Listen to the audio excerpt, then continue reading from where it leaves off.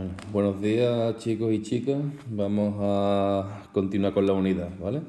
El último día nos quedamos aquí en el punto 1.5 y dijimos que íbamos a hablar hoy de la velocidad de desintegración de los elementos radiactivos, introduciendo el concepto de periodo de semi-desintegración, ¿no? Veremos a qué hace alusión esto de semi-desintegración y por qué no podemos hablar de una desintegración completa, total, ¿de acuerdo? Bueno, aunque inicialmente se pudiera pensar que la emisión por parte de un elemento radiactivo fuera ilimitada, ¿no? Sobre todo basándonos en el largo tiempo que dura, ¿no? Esas emisiones radiactivas, pero está claro que no puede ser así, ¿de acuerdo? Entonces se observó que la actividad de un cierto elemento radiactivo, de una muestra radiactiva, disminuía con el tiempo, es decir, que conforme transcurre el tiempo, esa actividad va reduciéndose, ¿de acuerdo? Entendiendo por actividad la emisión de esa energía radiactiva, ¿de acuerdo? Entonces, con el fin de poder estudiar cuantitativamente, ¿de acuerdo? Cuantitativamente la actividad de los elementos radiactivos, es decir, poder determinar en cierto instante de tiempo cuántos núcleos se han desintegrado o cuántos núcleos nos quedan en la muestra, ¿vale? De los diferentes elementos radiactivos, pues se introdujo varios conceptos. Entre ellos, vamos a empezar con el concepto de velocidad de desintegración, ¿no? Entonces, la pregunta que surge ahora mismo es cómo se define, ¿no? La velocidad de desintegración y cómo está relacionada la velocidad de desintegración con el tiempo, ¿vale? Bueno, pues podemos definir la velocidad de desintegración de una determinada muestra radiactiva como el número de átomos. Aquí ya lo dije, ¿de acuerdo? Podéis utilizar el concepto de núcleos. De hecho, en algunos problemas quizás lo vais a encontrar así, ¿de acuerdo? En lugar de átomos os pueden hablar de núcleos, sería lo mismo en este caso, ¿no? Refiriéndonos solamente, porque estamos tratando solamente reacciones a nivel del núcleo atómico, ¿vale? Bueno, pues podemos definir la velocidad de desintegración de una muestra radiactiva cualquiera como el número de átomos que se desintegran en la unidad de tiempo, ¿de acuerdo? Matemáticamente, ¿cómo podemos expresar eso? Pues si n representa el número de núcleos, el número de átomos que quedan por desintegrar en mi muestra radiactiva en un determinado instante de tiempo, pues esa velocidad de desintegración podemos expresarla como un menos diferencial de n con respecto al tiempo, ¿no? Repito, siendo n el número de núcleos, ¿de acuerdo?, que aún quedan en mi muestra radiactiva sin desintegrar en un instante de tiempo cualquiera, ¿vale? Entonces recordad que un diferencial, en este caso de n con respecto al tiempo, indicaría cómo varía, ¿no?, el número de núcleos con respecto al tiempo. Y el signo menos que se le introduce delante sería porque está reduciéndose, ¿no? Está disminuyendo el número de núcleos conforme avanza el tiempo, ¿de acuerdo?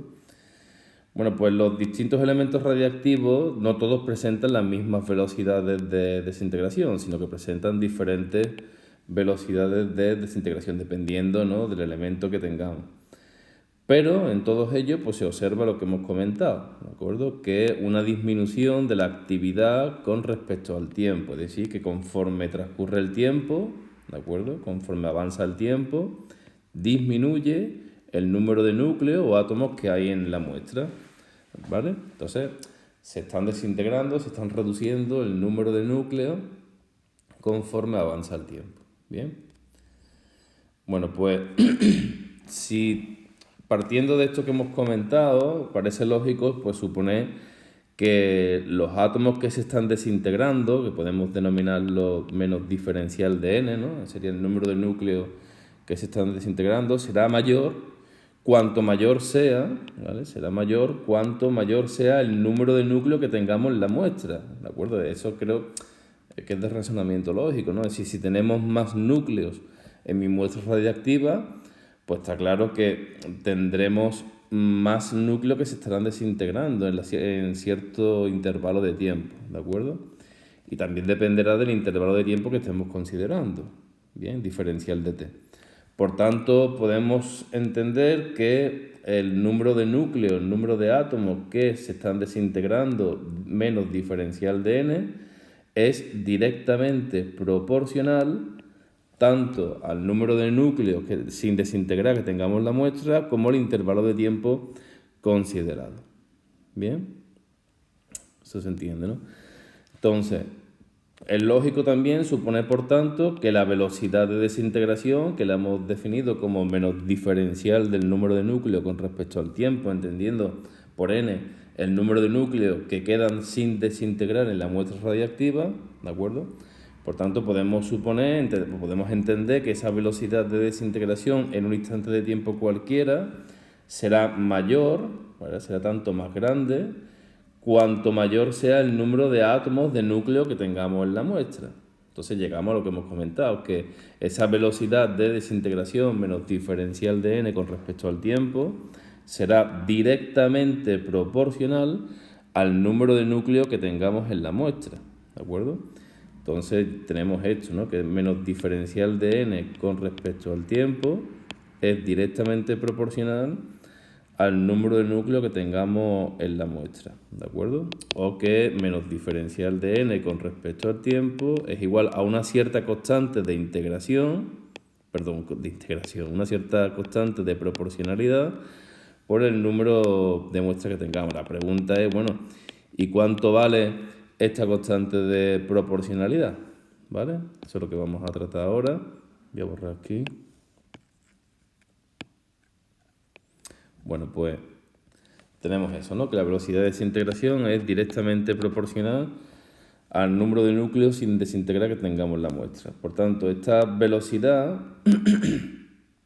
va a depender también del elemento radiactivo que tengamos, porque hemos hablado que es directamente proporcional y por tanto aparece una constante de proporcionalidad. Por tanto, esa constante de proporcionalidad va a depender, como digo, del elemento radiactivo que estemos considerando, ¿de acuerdo? A esa constante de proporcionalidad se le llama constante de desintegración o constante radiactiva y se representa con la letra lambda, ¿vale? ¿De acuerdo? Por favor, no confundirlo con longitud de onda, ¿vale? Se utiliza la misma letra griega, pero en este caso es la constante de desintegración, ¿de acuerdo?, del elemento radiactivo que estemos tratando. Lo que representa físicamente es la probabilidad de desintegración de un átomo, ¿vale? Es la unidad de tiempo, eso es lo que representa físicamente. En lo que se refiere a su unidad, veremos ahora más adelante que es una unidad de tiempo a la -1, ¿vale? Vamos a comprobar el porqué, ¿bien? Bueno, corto aquí y continúo en el siguiente vídeo, ¿vale?